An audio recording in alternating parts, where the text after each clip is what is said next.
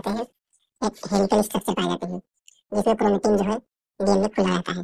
नाम है सामान्य न्यूक्लियोप्रोटीन, क्योंकि न्यूक्लिक एसिड और प्रोटीन से नॉन हिस्टोन और हिस्टोन प्रोटीन से मिलकर बना होता है, इसलिए इसका यहाँ से नाम दिया गया है न्यूक्लियोप्रोटीन। आ जाता है ये भी क्रोमोसोम पैक्ड है। हो गया, किडनी हो गई, हार्ट हो गया, और हमारे शरीर में रिएक्शन हो रहे हैं, उसको फंक्शन कराता है कौन? सेल। यह माइक्रोग्राफिया किसकी है? रॉबर्ट हुक की। तो हेलो दोस्तों, आज हम सब देखेंगे बायोलॉजी का एक मेन टॉपिक जिसका नाम है सेल, जो कि बहुत ही महत्वपूर्ण टॉपिक है। इस वीडियो में हम सेल से जुड़ी हुई बातों को आपके सामने रखेंगे। तो सबसे पहले जानते हैं जो सेल है वह करता क्या है। तो सेल जो होता है वह ग्रुप ऑफ सेल को हम टिश्यू कहते हैं, और ग्रुप ऑफ टिश्यू को हम ऑर्गन कहते हैं, और ग्रुप ऑफ ऑर्गन को ऑर्गन सिस्टम कहते हैं, और उसी से हमारी बॉडी बनी हुई होती है। अब हम एग्जाम्पल के तौर पर देखते हैं, जैसे हमारा लंग्स हो गया, किडनी हो गई, हार्ट हो गया, और जितने भी हमारे ऑर्गन सिस्टम हैं, यह सब क्या है? Organ system. इसी से हमारा जो पूरा बॉडी है वह बिल्ड हुआ है, माने बना हुआ है। अब यदि हम ऑर्गन सिस्टम में से केवल एक ऑर्गन के लिए, माने हम केवल लीवर को लें, केवल लीवर को ऑर्गन माने, तो जो लीवर है वह कैसे बना हुआ है? ग्रुप ऑफ टिश्यू से। जब बहुत सारे टिश्यू मिले होंगे तब जाकर एक ऑर्गन माने लीवर बना होगा। उसी प्रकार जब बहुत सारे सेल मिले होंगे तब जाकर एक टिश्यू बना होगा। तो हमारे बॉडी का जो यूनिट है वहाँ क्या है? एक सेल। तो सेल का आप डिफिनीसन तो याद करे होंगे, cell is the basic structural and functional unit of life. Structure मतलब क्या? पूरे बॉडी के को बनाने में हेल्प करता है कौन? सेल। और फंक्शनल मतलब क्या? जितने भी हमारे शरीर में रिएक्शन हो रहे हैं उसको फंक्शन कराता है कौन? सेल। इसीलिए structure and function unit of all living organism में कहा गया है। माने जितने भी लिविंग ऑर्गेनाइज्म होंगे उसमें सेल जरूर ही पाया जाएगा, उसे सेप प्रोवाइड कराने के लिए या उसमें रिएक्शन कराने के लिए। तो दोस्तों अब हम सब देखते हैं कि जो सेल है उसकी डिस्कवरी किसने की। तो रॉबर्ट हुक ने 1665 में एक ओक ट्री का कोर्क लिया था, माने एक पौधे का उन्होंने छाल लिया था। छाल लेकर अपने स्लाइड पर रखा था और उसे देखा था अपनी आँखों से। जब उन्होंने देखा तो उनको इस प्रकार का कुछ दिखाई दिया। तो इसमें एम्प्टी कंपार्टमेंट थी, क्योंकि वहाँ डेड सेल था इसलिए उन्होंने उसका नाम बस सेल रख दिया रॉबर्ट हुक ने। इन्होंने पहली बार देखा था सेल को और एक टर्म दिया उसी समय, उसका नाम है सेलुला। रॉबर्ट हुक की एक बहुत ही फेमस किताब है दोस्तों, उसका नाम है माइक्रोग्राफिया। इसे आप जरूर याद रखिएगा। यह माइक्रोग्राफिया किसकी है? रॉबर्ट हुक की। तो सबसे पहले डिस्कवर करने वाले रॉबर्ट हुक थे, जो कि 1665 में किए थे, लेकिन ये डेड सेल की डिस्कवरी किए थे। देखिए डेड, ये याद रखिए, इन्होंने डेड सेल की डिस्कवरी की थी। इसके बाद आते हैं हमारे एंटोन वॉन लीवेनहॉक। इन्होंने 1676 में की थी, और लाइफ सेल की, मानो जो जीता हुआ सेल था उसको। और इन्होंने एनिमल सेल को लिया था, इन्होंने प्लांट सेल को। जब इन्होंने सेल को लिया तो जो वहाँ उसमें जो स्लाइड पर रखा तो हम जो था वह मूव करने लगा रहा था, जो एनिमल का सेल था। तो इसलिए इन्होंने टर्म दिया एनीमोलिक्यूल्स। तो एंटोन वॉन लीवेनहॉक ने टर्म दिया एनीमोलिक्यूल्स, और रॉबर्ट हुक ने टर्म दिया सेलुला। और रॉबर्ट हुक की जो इम्पोर्टेंट किताब है उसका नाम है माइक्रोग्राफिया। अब जो सेल होता है यदि वह सिंगल रहे, जैसे यह सेल हो गया, तो इसे हम क्या कहेंगे? यूनिसेलुलर। यदि सिंगल है तो यूनिसेलुलर। अब यहाँ यूनिसेलुलर से आप कहेंगे एक सिंगल सेल क्या क्या कर सकता है। तो इसमें जो यूनिसेलुलर जो ऑर्गेनाइज्म होते हैं, जैसे हम एग्जाम्पल ले लेते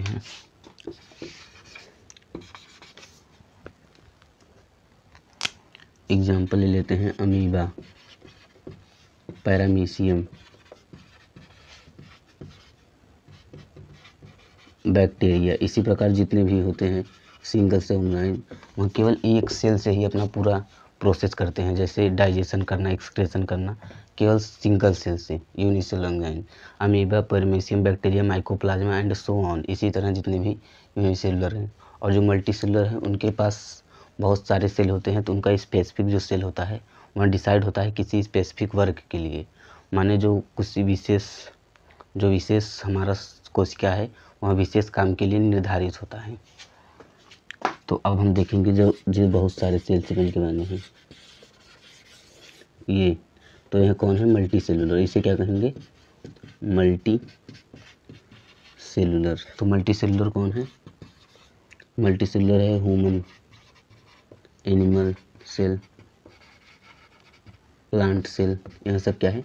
मल्टी सेलुलर, जिनका स्पेसिफिक सेल जो है अलग अलग सेल अलग अलग काम को निर्धारित करता है और वो केवल उसी काम को करता है, क्योंकि इसमें बहुत सारे सेल हैं तो यहाँ बहुत सारे काम को कर सकते हैं। लेकिन यूनिसेलुलर में केवल सिंगल सेल क्या करेगा, सिंगल सेल वही अकेला सब संभालता है, क्या करे बेचारा। तो मल्टी सेलुलर ऑर्गेनाइज्म में अलग अलग जो सेल हैं वह अलग अलग काम करते हैं। अब हम लोग देखेंगे तो कुछ इस प्रकार होगा। यह है क्रोमोसोम। क्रोमोसोम के अंदर होता है डीएनए जो कि जेनेटिक मटेरियल होता है ह्यूमन का। हेलो दोस्तों, आज हम सब देखेंगे न्यूक्लियस के बारे में।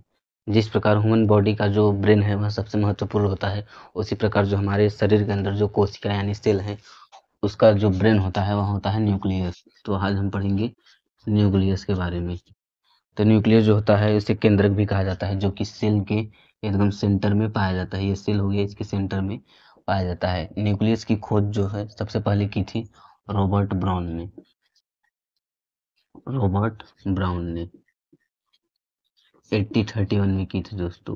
1831 में रॉबर्ट ब्राउन ने न्यूक्लियस की खोज की थी। न्यूक्लियस क्या होता है, ब्रेन ऑफ सेल होता है। तो यहाँ न्यूक्लियस, इसी न्यूक्लियस को हम अलग से यहाँ पर स्टडी करेंगे। तो दोस्तों ये जो न्यूक्लियस होता है सबसे पहले इसमें पाए जाते हैं एक हेलिकल स्ट्रक्चर पाए जाते हैं, जिसमें क्रोमेटिन जो है डीएनए खुला रहता है। जब यह खुला रहता है तो इसमें डीएनए, आरएनए और कुछ प्रोटीन भी पाए जाते हैं। इसको कहते हैं हम लोग क्रोमेटिन।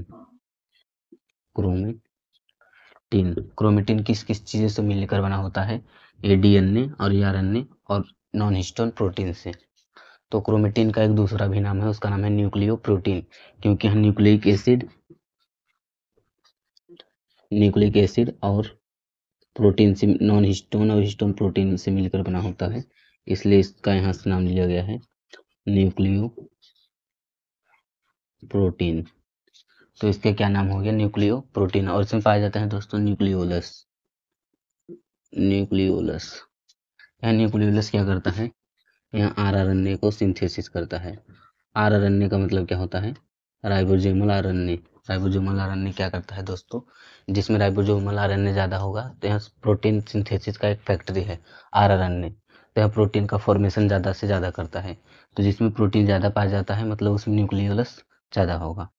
न्यूक्लियोलस यदि ज़्यादा होगा तो प्रोटीन का जो फॉर्मेशन है वहाँ ज़्यादा होगा। इसका कहने का मतलब ये है। इसी न्यूक्लियस के अंदर जो भरा रहता है दोस्तों, पूरे न्यूक्लियस में, इसे कहते हैं न्यूक्लियोप्लाज्म। जैसे जो सेल के इधर भरा रहता है उसे कहते हैं साइटोप्लाज्म।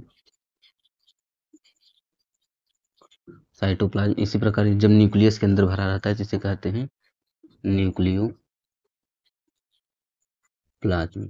न्यूक्लियोप्लाज्म किसे कहते हैं, इसे न्यूक्लियस से अटैच होता है गोल्गी बॉडीज, एंडोप्लाज्मिक रेटिकुलम, फिर गोल्गी बॉडीज, जो कि यहाँ पाया जाता है रेटिकुलर स्ट्रक्चर में। और इसमें पाए जाते हैं कुछ पोर भी। जैसे यहाँ जो होता है वह 2 मेंबर का इन्वेलप होता है, इसमें कुछ ऐसे क्रॉस सेक्शन भी पाए जाते हैं। ठीक है, यहाँ हो गया न्यूक्लियस। अब देखेंगे न्यूक्लियस के अंदर क्या पाया जाता है। तो न्यूक्लियस के जो अंदर है यहाँ क्रोमोजोम पाया जाता है। अब क्रोमोजोम यहाँ पैक्ड नहीं है, ये इंटरफेस में है। जब सेल डिवाइड ना कर रहा हो तब का यहाँ स्टेट है, स्टेज।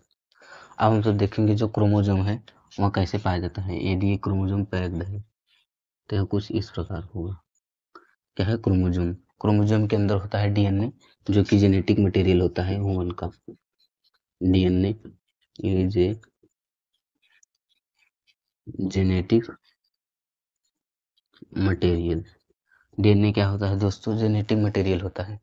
लेकिन जो क्रोमोजोम होता है इसके कितने टाइप होते हैं। तो क्रोमोजोम के जो क्रोमोजोम अरेंज होता है वह कुछ इस प्रकार होता है। इसके बीच में पाया जाता है सेंट्रोमियर। इसमें जो बीच में पाया जाता है क्या होता है, सेंट्रोमियर। इसे क्या कहते हैं, सेंट्रोमियर। और इसी के बीच इधर जो प्रोटीन जुड़ा होता है इसे कहते हैं काइनेटोकोर। और यदि हमें एक टर्म केवल लिए तो एक टर्म क्या हो जाएगा, क्रोमेटिड। तो यहाँ क्रोमेटिड, एक क्रोमेटिड और यहाँ हो गया 2 क्रोमेटिड। तो क्रोमोजोम में क्या क्या होता है देखिए, क्रोमोजोम में एक क्रोमेटिड है, 2 क्रोमेटिड होता है, एक सेंट्रोमियर और काइनेटोकोर होता है। यहाँ क्रोमोजोम का हिस्सा है। तो टाइप्स ऑफ क्रोमोजोम्स कितने प्रकार के होते हैं। यदि सेंट्रोमियर बीच में है तो उसे हम लोग कहेंगे मेटासेंट्रिक। क्या कहेंगे, मेटासेंट्रिक। अगर बीच से थोड़ा सा इधर है तो उसे हम क्या कहेंगे, सब मेटासेंट्रिक। क्या कहेंगे, सब मेटासेंट्रिक। अगर इससे भी थोड़ा सा ऊपर है तो उसे हम क्या कहेंगे, जैसे इतना हो जाए एलियोसेंट्रिक, क्या कहेंगे एलियोसेंट्रिक। अब टर्मिनल पे है तो टीलोसेंट्रिक, एकदम टर्मिनल पे है तो क्या कहेंगे टीलोसेंट्रिक। तो हमने देखा जो न्यूक्लियस है इसकी सबसे पहले खोज की थी रॉबर्ट ब्राउन ने 1831 में। जो न्यूक्लियस होता है इसे ब्रेन ऑफ सेल भी कहा जाता है। न्यूक्लियस के अंदर पाए जाते हैं क्रोमोजोम, उस क्रोमोजोम के अंदर होता है हमारे जो डीएनए है, जो कि हमारा जेनेटिक मटेरियल है, जो कि कैरेक्टर को एक जनरेशन से दूसरे जनरेशन में पास करने के लिए। न्यूक्लियस क्या होता है, न्यूक्लियस को ब्रेन ऑफ सेल भी कहा जाता है। जिस प्रकार ह्यूमन बॉडी का ब्रेन सब कंट्रोल करता है, इसी प्रकार सेल में जो न्यूक्लियस होता है वह ब्रेन की तरह होता है। न्यूक्लियस के अंदर पाया जाता है क्रोमोजोम, उस क्रोमोजोम के अंदर पाया जाता है डीएनए, जो कि कैरेक्टर को पास करता है ऑफ स्प्रिंग से उसके चिल्ड्रन से उसके ऑफ स्प्रिंग में। इसके बाद हमने क्या देखा, जो इसमें डीएनए खुला रहते हैं तो उसे क्या कहते हैं, डीएनए आरएनए और प्रोटीन पाए जाते हैं, उसे हम क्रोमेटिन कहते हैं। यहाँ क्रोमेटिन न्यूक्लिक एसिड और प्रोटीन से मिलकर बना होता है, इसलिए इसे न्यूक्लियो प्रोटीन भी कहा जाता है। और इसमें पाए जाते हैं न्यूक्लियोलस, जो कि आरएनए का फॉर्मेशन करते हैं, और इसके अंदर जो होता है और भरा हुआ होता है उसे कहते हैं न्यूक्लियोप्लाज्म। इसके बाद हमने देखा क्रोमोजोम के बारे में। क्रोमोजोम के 4 पार्ट होते हैं उसके सेंट्रोमियर के आधार पर कि वह सेंट्रोमियर कहाँ लोकेटेड है। यदि सेंट्रोमियर बीच में एकदम लोकेटेड है तो उसे हम लोग कहेंगे मेटासेंट्रिक, यदि बीच थोड़ा अपर है तो उसे सब मेटासेंट्रिक, यदि उससे भी थोड़ा अपर है और छोटा सा यहाँ दिख रहा हो तो उसे हम कहेंगे एलियोसेंट्रिक, और जब यह एकदम टर्मिनल पर लोकेटेड हो उसे हम लोग कहेंगे टीलोसेंट्रिक। तो क्रोमोजोम के बारे में हमने देख लिया। उम्मीद करते हैं आपको समझ जो न्यूक्लियस तो क्रोमोजोम वाला टॉपिक है वह समझ में आया होगा। तब तक के लिए जय हिंद।